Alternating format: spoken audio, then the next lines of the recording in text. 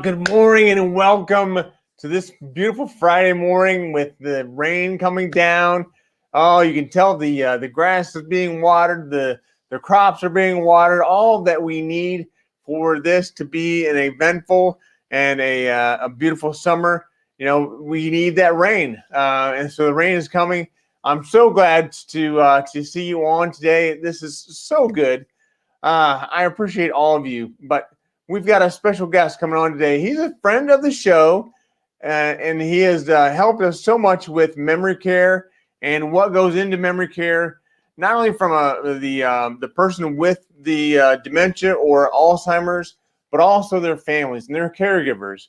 It's really important for us all to have that understanding, and I'm just so thankful for Greg Cini, because Greg Cini represents Kemper House, and with Kemper House, that's what they do.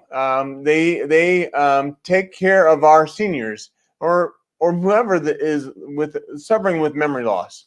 So, having said that, I don't want to pause this any longer. I want to make sure that we get right to this all with. I want to make sure we get right to this with our friend, Mr. Greg Cini.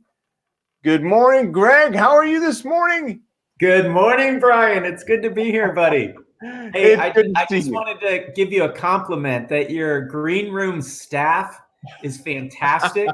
They're so accommodating. They brought me the M&Ms like I asked. They pulled out all the blue M&Ms. So great job. Great staff. Good. Glad to hear that.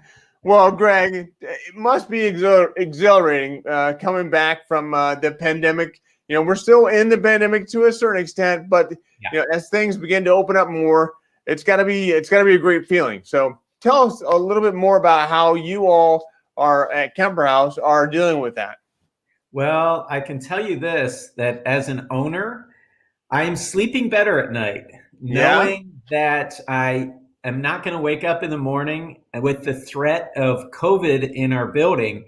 And that is a blessing in itself. And our team, the government, state, local, federal government, and even our local providers have worked so hard in really bringing it to a day like this now that we're actually able to open our building to allow families and friends to visit their loved ones. And it's a total shift for our residents. I can tell you anecdotally, I've seen residents that I felt were on their last leg within a few weeks of passing sort of get revitalized as their loved ones were able to come back in the building. And it's been a little bit of an eye-opening experience to go, wow, just to see, and like we provide loving care, like that's what we do. That's our culture, and we pride ourselves on that. But there is nothing that replaces the love of a family. And to be able to have that back in our building is fantastic. Yeah. Oh, that's great. I'm so glad to hear that. So obviously different places are opening up differently, and the Kemper House has their own way of dealing with this. From an opening up perspective, other senior and memory care centers really have different ways. So, what's the best way for us to, as a Consumer. family members, what's the best way for us to go about trying to get the same level of care that Kemper House delivers? Sure. So you got to think about this. We're located in the state of Ohio, and there's federal mandates and then there's state mandates. And in the state of Ohio, Governor DeWine had just released all of the restrictions on visitation. Now, I know you have a national audience, so that's not necessarily true for every state. So you'll have to understand what state regulations are still in place, what state restrictions are still in place. But in our case, the governor said yesterday on the news that no longer does a family member have to schedule an appointment to visit their loved one. So that's awesome. Before they were mandating that, and that is a pain for them, and it's a pain for us, and it's very limiting for our visits for our residents. And then also that they had restricted it to 2 visitors per resident. And now they've lifted that restriction. So with that, though, we still are obligated by the federal government on certain restrictions. And those are really revolved around, if you have staff that have not been vaccinated yet, they still have to be tested twice a week for COVID. Those that have been vaccinated, you don't have to worry about that. So they're really trying to drive home, get vaccinated, especially if you work in an environment like this. Yeah. And then also, we still have to check in at our front desk, take temperature, ask the questions. Have you been ill? Has anybody in your family been ill? So we're checking people in still in that same fashion. And then we're also still having to wear masks in our resident environment. So that hasn't changed yet, but we're hoping that will soon. In the case of Kemper House, we're now opened our building so that we have visitation 7 days a week. It's unrestricted in the sense of how many times you come and visit your loved one. You no longer have to schedule that. You can, we put some time restrictions on it because we just don't want to straight up open everything, because we want to sort of slowly move into this. But we sort of press on the edge of this to make sure that we're doing the best for our residents and family. And so at the end of the day, between 10 and 5, 7 days a week, family members can come and visit their loved one as well as friends. And so that's the way we're doing that. Now, every other community, they might not be doing that, but you can really ask them and push them on, hey, really, I need to see my mom or dad. From a compassion standpoint, they're called compassion visits. You can press that a little bit, and they would probably give you permission. Now, our families can only visit in their apartments for right now, not in the common area spaces. And we're hoping to change that here in the near future as well. Okay. So. Thank you. And you mentioned that we have a national audience. And yes, so in regards to that, if you're listening on this live, put in a hashtag live. If you're listening on this in replay, put in a hashtag replay. And as always, share this video out with as many people as you can think of, because we want to make this community larger. And this is really, really an important topic that we're covering today. So thank you for doing that. And then what else? I think that's it. But I also wanted to ask you, Greg, I would imagine a lot has changed in regards to your business. So how do you take what you've learned during the pandemic and apply that to Kemper House going forward? And really, I also want to know, there's probably no such thing as going back to normal, right? Well, yeah. I mean, there's certain things you want to say maybe go back to normal, but I think there's no going back with this. We've actually become a better care company through the pandemic. It's forced our hand to sort of lean in harder to each other and really depend on each other. We've become a much better leadership team. I say we're pretty much battle tested. Never in the last 100 years in the senior living industry have we ever experienced anything like this, ever. And here we are, 18 months old as a company, and we've spent 3/4 of our life in a situation that nobody in senior living has ever dealt with. So if that doesn't mature you quickly, nothing else will. And so I felt it was either going to tear us apart or is going to push us together and strengthen us, and it has. And we've learned to be more independent and not rely on outside resources as much, and just being good stewards of your finances, because you really had to watch how you were spending money because you had all these additional costs. And so there's just a lot of things that happen. We're better about, if you think about a senior living community, their entertainment, their healthcare environment, they're a restaurant, they're movies, they're, you name it, we're taking care of every aspect of a senior's life to allow them to live their richest and fullest life. All of a sudden, the outside world is cut off from you because, Governor DeWine is like, sorry, nobody's allowed in your building.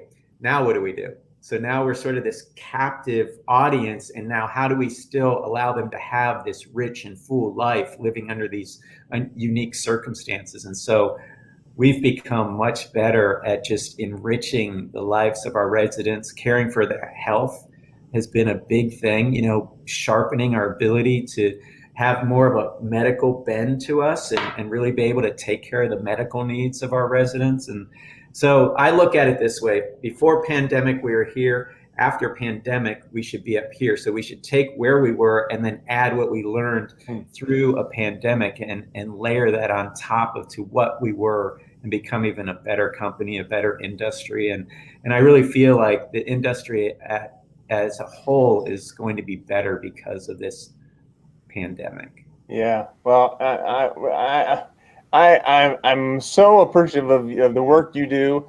It's been phenomenal to watch your growth. I didn't know you'd only been open doors for 18 months. Yeah, we were a newbie, and we were about 5 months into our business, and when the pandemic hit, and we were like, oh, wow, okay. And it's funny because we're at Kemper House. Kemper House started in Cleveland. We're in Columbus. We're 2 hours apart.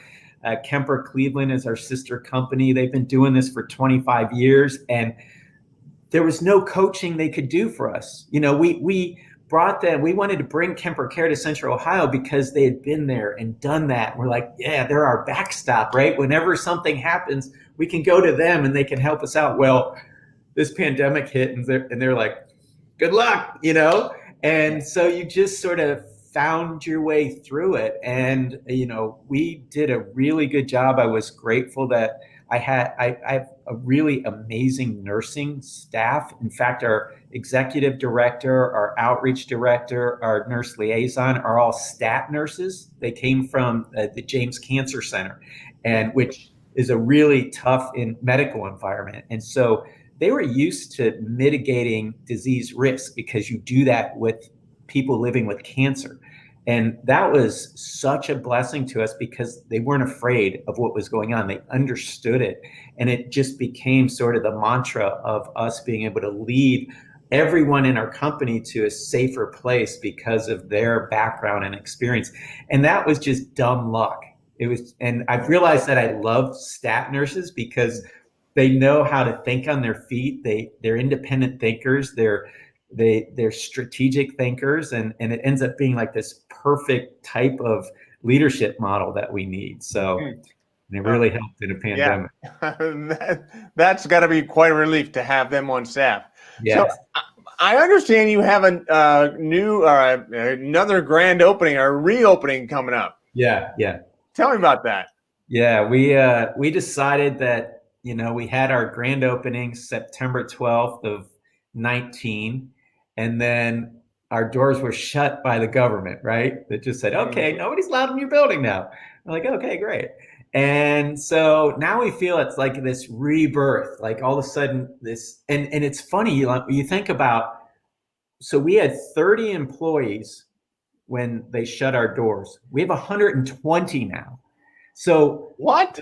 Yes, the majority of our employees don't even know what it's like to operate a Kemper House without it being in a pandemic environment.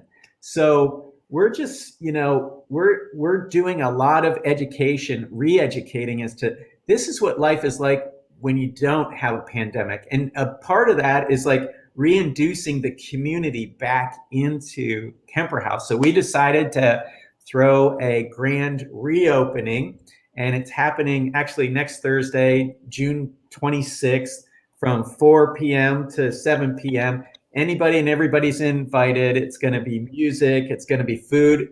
So I know I've mentioned this before, but our food, Chef Amy and her team are amazing. Could be running a 5-star restaurant. Everything is from food, farm to table, fresh made, no preservatives, no additives, no processed ingredients. So the magic of that is, as our residents are enjoying their meals, they're actually becoming healthier. And so you're gonna experience that food that Amy's team makes, and that's a big part of it. And then also you'll get some abbreviated tours. So we're not going to take everybody back into each of our neighborhoods. You'll be able to sort of peek into that, but we'll take you to all the common area spaces. And then we'll talk about, you can have discussions if you have concern about memory loss, if you have concerns about cognitive decline. We do a ton of educating and early detection on those types of issues. And so we want to be a real support to the community at large on brain health. And the whole vision there is to really keep people, if we catch something early enough on, we can keep people out of a building like ours. And so you can start seeing some signs medically in early ages as 40s and 30s, depending. And so if you're able to pick up on that really early, that's when it's almost like, the way cancer is if you catch it early, you can do something about it. If it gets too deep into it, then there's too much to reverse that you really can't get there. And I will tell you, I have books, like my desk is full of books in front of me, books that actually help me to create the whole concept of Kemper House. And we love those resources. Bring them on. What do you got? Yeah.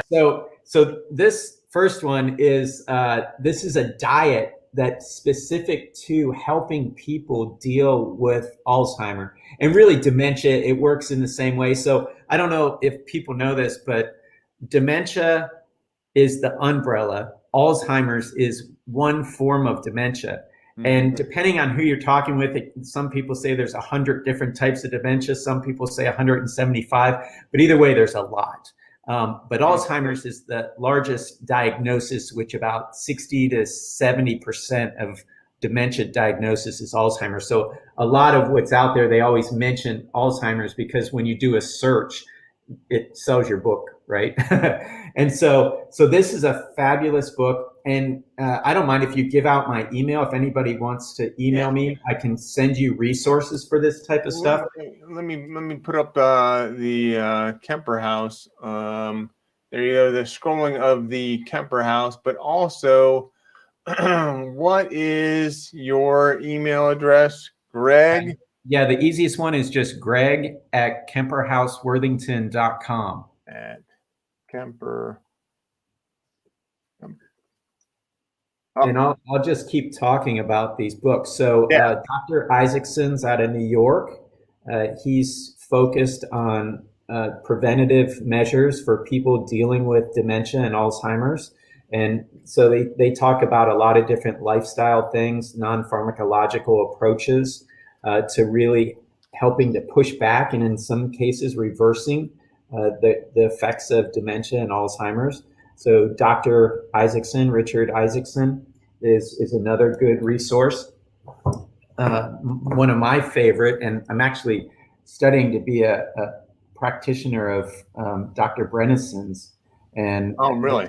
Yeah, you can look him up on YouTube. He's all over the place right now, Dr. Brennison, and he just has a lot of really good methodology to pushing back against Alzheimer's. And so we want to be sort of life coaches to people to help them through the journey. So if we say we're doing sort of a memory screening and we notice that you're not, you're struggling, there's things that we can look at, just no cost, look at and go, hey, how are you living your life? Are you living a lifestyle that promotes cognition versus living the typical American lifestyle with high stress, poor sleep, bad eating habits, no exercise, very sedentary, not being out in community. I mean, these simple things actually impact your cognition more than you can ever imagine. And so the American way is sort of built to really be a drag on our cognition. And so we can look at that kind of stuff. And then if it's deeper than that, then we can get you in touch with the right professionals to really go out there and meet and get professional help to push back against cognitive decline.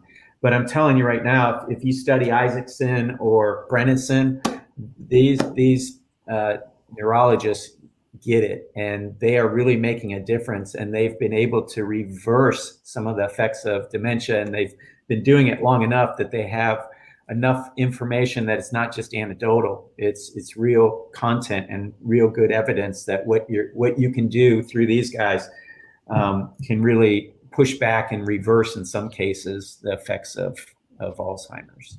Huh. Well, that's great. Good information. Yeah, that is a lot, but that's important for us all to understand, what's out there. What are you have some other resources? Am I right? Yeah. We so this is another diet book. So Mark Hyman, he's actually Cleveland Clinic, and he, eat fat, get thin. I read this book. It's like really fascinating. It's eating the right fat. You don't just eat fat off beef. That's not the right way. But he too, through his diet plan, can help improve cognition. And then one of his disciples is Dr. Nate Bergman, that came from the Cleveland Clinic, worked in their nutrition and neurology department, and now has joined Kemper Cleveland to open Kemper Cognitive Wellness Center. And so they're actually practitioners of Dr. Dale Brenneson. Brenneson's West Coast, but he has practitioners throughout the U.S. and the best in Ohio is the Kemper Cognitive Wellness. And they work with anybody that's having cognitive decline. It doesn't necessarily mean that it could be Parkinsonians, it could be Lewy bodies, it could be, whatever the cognitive decline is, that they can help figure out what's going on. And it's amazing. I mean, mercury poisoning, mold, mildews, vitamin deficiency, medications, all these things, they look at it holistically and go, okay, is this something related to a dementia, or is this more of a lifestyle issue or health issue? And so they really dial down into that and figure out what the issues are. And then they create a brain optimization plan. And they can do all the life coaching that you need, all the nutrition coaching, and obviously having Dr. Bergman involved, who's brilliant. He's got such a cool bedside manner. He's a younger guy, I'm getting old. I'm like 54 now. I think he looks like he's 36 or 38 or something like that, but he's just brilliant, and he's fun to work with, and he's super smart, and he's humble, so he's willing to look at things differently with each person, which you have to when you're dealing with cognitive decline. And so I recommend, it's all private pay, but you can get a full analysis, assessment, and then a brain optimization plan for like $3,450. And it'll be the best $3,450 you've ever spent, especially if you want to combat cognitive decline. So that's another resource. Yeah. Wow. You've got a lot of different resources here, Greg. I really appreciate this.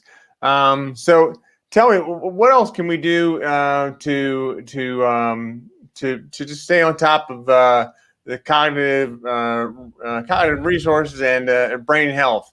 I mean, are there other things that we should be doing? Yeah, I would just say, make sure it's a regimen for you to get a cognitive checkup. It should be as important as getting your heart checked, getting your physical from your doctor.